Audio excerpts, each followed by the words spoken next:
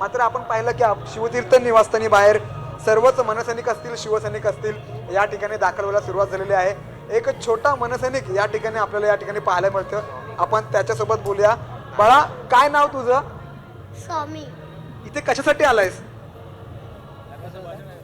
हा तुला बोर्ड दिला हातामध्ये, तो बोर्ड तुला कोणी दिला? बाबांनी. बाबांनी दिला. काय बोलले बाबा? बाबा काय बोललो तुला? बरं, तू इथे कोणाचं भाषण ऐकायला आलेला आहेस? उद्धव ठाकरे की राज ठाकरे? कोणाचं भाषण ऐकायला आलेलं आहेस? उद्धव ठाकरे राज ठाकरेंना तू बघतोस टीव्ही वरती? राज ठाकरेंचा.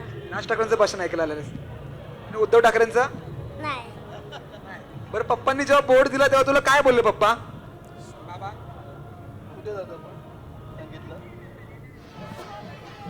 हे हा लहान मनसैनिक जो आहे तो या ठिकाणी आलेला आहे. स्वामी त्याचं नाव आहे. आपल्यासोबत त्यांचे जे वडील आहेत ते देखील या ठिकाणी जोडले गेले. त्यांनी एक बोर्ड आणलेला आहे. आजी आजोबा, आई बाबा, काका काकी, मामा मामी सर्व ठाकरे बंधू काय सांगतात ते ऐका, नाहीतर उद्या आमच्या भविष्याला मुकाल, असं जो बोर्ड आहे तो हा लहान मनसैनिक घेऊन आलेला आहे. आपण त्यांच्या पालकांसोबत बोलूया. सभा होते राज ठाकरे आणि उद्धव ठाकरे यांची. अनेक वर्षानंतर दोघे बंधू जे आहेत ते एकत्र येत आहेत. मराठी माणूस या क्षणाची आतुरतेने फार वाट बघत होता.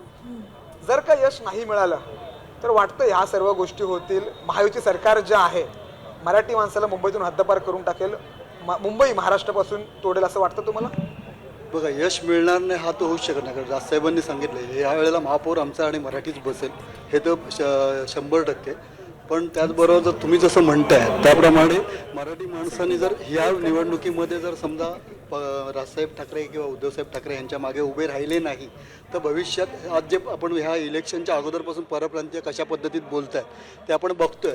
आणि समोरच्या ज्या मंत्रिमंडळातून पण काही जे नेते मंडळी आहेत किंवा मंत्री आहेत हे ज्या पद्धतीने म्हणतात की आज पण काही कोणाचं तरी स्टेटमेंट आलेलं आहे की उत्तर भारतीय आणि ह्या लोकांनी जर आम्हाला खंबीरपणे आमच्या मागे उभं नाही राहिलं तर उद्या भविष्यात ह्या लोकांपासून धोका आहे.